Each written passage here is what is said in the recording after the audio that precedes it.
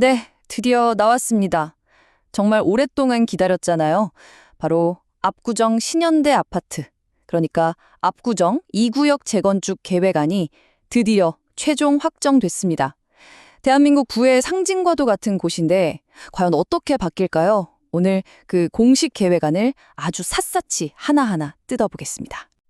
아니, 무려 1976년에 처음 아파트 지구로 지정됐다고 하니까, 와, 거의 반세기가 다 된 거잖아요. 정말 긴 세월이죠. 그래서 다들 제일 궁금해하는 게 바로 이겁니다. 도대체 이 상징적인 아파트가 어떤 모습으로 다시 태어날까? 자, 제일 먼저 보실 숫자는 바로 세대수입니다. 2571세대. 기존이 1924세대였으니까 와, 거의 650세대나 늘어나는 거예요.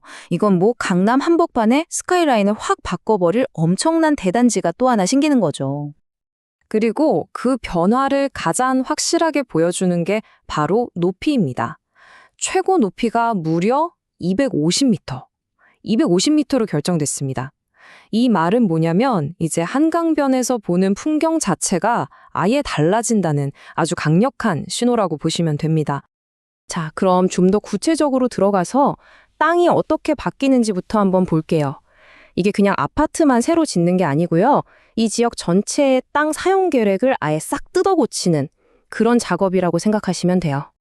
핵심은 딱 이겁니다. 여기 숫자를 보시면 아파트 짓는 땅, 그러니까 주택용지는 한 1만 5천 제곱미터 정도가 줄어들고요. 대신 공공시설 부지가 정확히 그만큼 늘어납니다.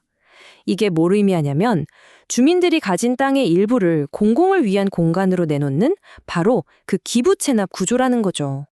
이걸 비율로 딱 보면 더 이해가 쉽습니다. 전체 땅에서 거의 14% 가까이가 도로, 공원, 녹지, 뭐 이런 공공시설로 채워진다는 뜻이에요. 그러니까 내 재산 가치도 올리면서 동시에 공공에도 기여하는 그 사이에서 균형을 잡으려는 시도라고 볼 수 있겠죠? 좋습니다. 그럼 이제 새로 지어질 아파트, 그 안은 어떻게 구성되는지 한번 자세히 들여다보죠. 총 2571세대가 과연 어떤 평형으로 채워지는지 보겠습니다. 전체 2571세대 중에서요, 분양하는 게 2250세대, 그리고 임대가 321세대입니다. 근데 여기서 딱 하나 짚고 넘어갈 게 있어요. 임대로 나오는 321세대는 전부 우리가 흔히 말하는 국민주택 규모 있죠? 전용 85제곱미터 이하로만 공급된다는 점입니다. 아니, 근데 어떻게 이렇게 많은 집을 지을 수 있냐고요? 그 비밀이 바로 용적률에 있습니다.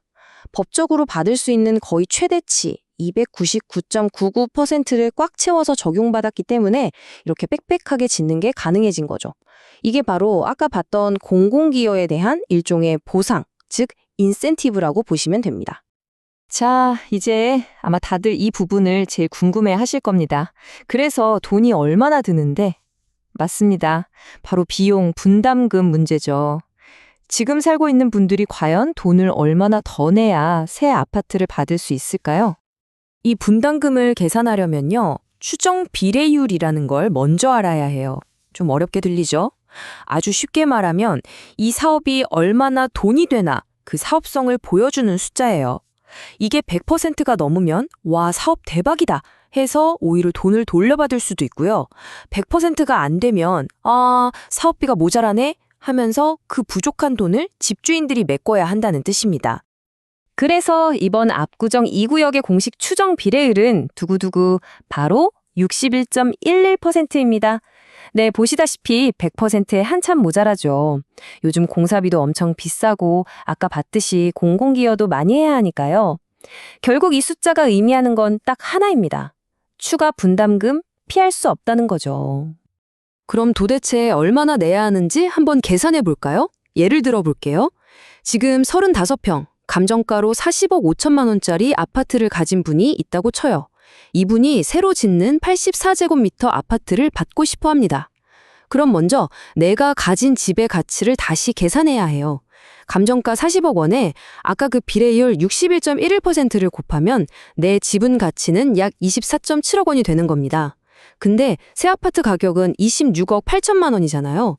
그럼 그 차액 약 2억 700만 원을 추가로 내야 하는 거죠. 보시다시피 평수가 커질수록 내야 할 돈도 확확 늘어나는 구조예요. 근데 여기서 진짜 중요한 게 있습니다. 지금 보여드린 이 금액은요, 절대로 확정된 금액이 아니에요. 어디까지나 예상 금액, 즉 추정치일 뿐입니다. 나중에 실제 공사비가 어떻게 될지, 분양가가 어떻게 될지에 따라서 최종 금액은 바뀔 수 있거든요. 그러니까 지금은 그냥 이 정도 흐름이구나 참고만 하셔야 합니다. 꼭 기억하세요. 자, 그럼 이렇게 주민들이 땅도 내놓고 돈도 더 내는 대신에 우리 동네 그리고 이 지역사회는 뭘 얻게 되는 걸까요? 이제 새로 생기는 공공 편의시설들을 한번 둘러보겠습니다. 와, 여기서 제일 눈에 띄는 건 뭐니 뭐니 해도 한강으로 바로 갈 수 있는 입제 보행교예요. 이거 정말 대박이죠? 그거 말고도 도로도 훨씬 넓어지고 좋아지고요. 1만 5천 제곱미터가 넘는 녹지 공간에 공공청사, 주민들 쉴 수 있는 공간까지 정말 많이 생깁니다. 공식 문서에 이 보행교를 왜 만드는지 딱 나와 있어요.